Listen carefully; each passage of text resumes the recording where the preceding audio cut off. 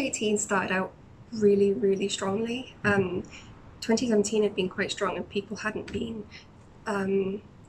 There hadn't been any reduction in buying behaviour despite all the Brexit uncertainty. People were just kind of continuing to do what they would always done, and that did keep going into the beginning of the year.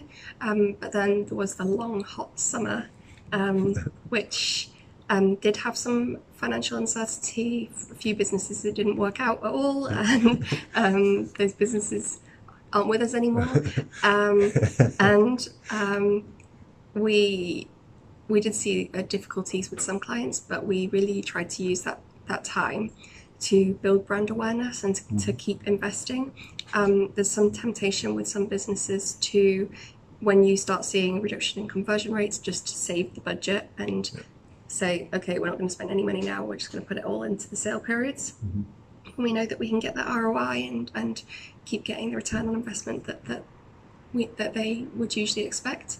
But where we did invest over the summer and keep looking into that growth and keeping a steady flow of new traffic, this has yielded much stronger results over the Cyber Weekend when we finally kind of got that sales activation.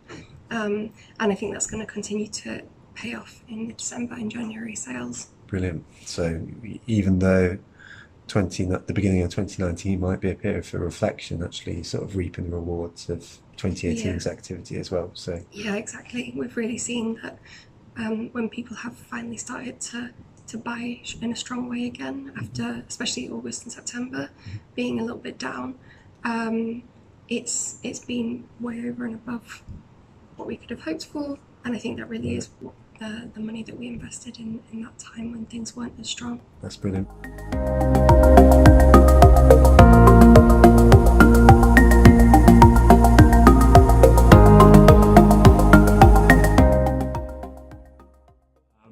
Probably the biggest change in 2018 was GDPR. Just from a kind of practical perspective, there's a lot of minor things that have changed with GDPR. So the way in which we work with our clients has changed slightly. The way in which some targeting options and things that used to be available on Facebook that just aren't available now, or we have to change the way we do it. Mostly positive, I think. Probably advertisers got very used to having, playing maybe fast and loose with personal data sometimes. For sure. And it's great that that's kind of stopped and there's more responsibility there. But that's been a big change. Whether it's actually had a huge impact or not it's not really. I think Facebook and Google have probably been positively impacted by GDPR, and that they've been the biggest companies that are the most able to provide alternative solutions that are legal and whatever. So, but it was a big shift. I guess other key trends, moments, that kind of thing. I think just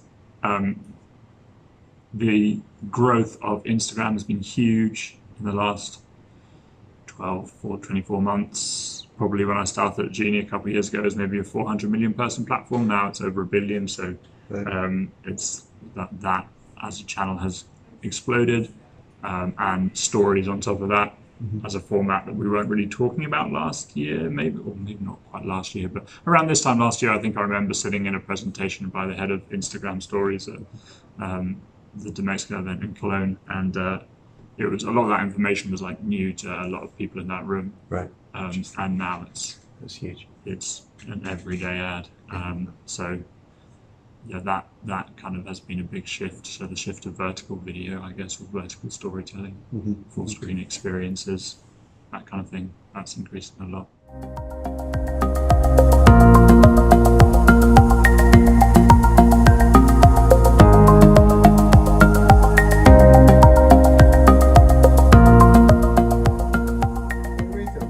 Retail brands. That's a great question. I think last year was a good test for many because the weather played up, and people, I think, underestimate the importance that the weather had last year in this country, in the UK, and A lot of people went into panic mode.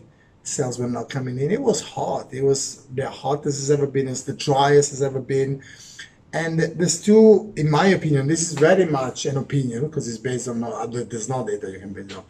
But it's two major effects. The first one is that people were outdoors, were out enjoying themselves, not indoor feeling a bit sorry, looking for shopping therapy, retail therapy. That's number one. Second, people arranged last minute breaks and holidays because it was hot. So let's go to Cornwall, let's go to Norfolk or whatever. And the money went there, and the disposable income went there instead of online. So nothing to panic, but what it did, I think it forced some retail brands to be creative, to look at increasing the lifetime value, increasing engagement from existing customers, retention, because there was no new business coming in. So I saw that and I was very, very excited because many brands really became creative, became more focused on existing customer. Listen, existing customers are so important, and unless you're Apple, unless you are those brands that are very, very unique, that have got a very unique personality, people are not that loyal to you because if you say, and they shouldn't be, because if you sell chairs, they just want the chair. Unless you start in January doing some emotional brand positioning, then it's different. But as it stands today, I think working on retaining existing customers is as important, if not more important, than winning new customers. What's the use of winning a new customer if you then lose it? And here's another thing. If you work on keeping your existing customers, you then increase the lifetime value inevitably, right? And if you do that, you have a bigger investment than you can make at the beginning. Put it this way, your average order value is £100, yeah? Your lifetime value is £3,000, right? You could, if you wanted to, invest £3,000 if you know that this customer lives past the lifetime value. But if you can increase that lifetime value, if you can rely on the customer sticking around more, you can invest more than most people. If the average order value is £100, most people would invest £100 today, which is wrong. Two reasons. They don't know what their lifetime value is. And even if when they do know, they can't rely on it because customers may leave. But if you work on keeping the customers, UL is very good at doing it, right?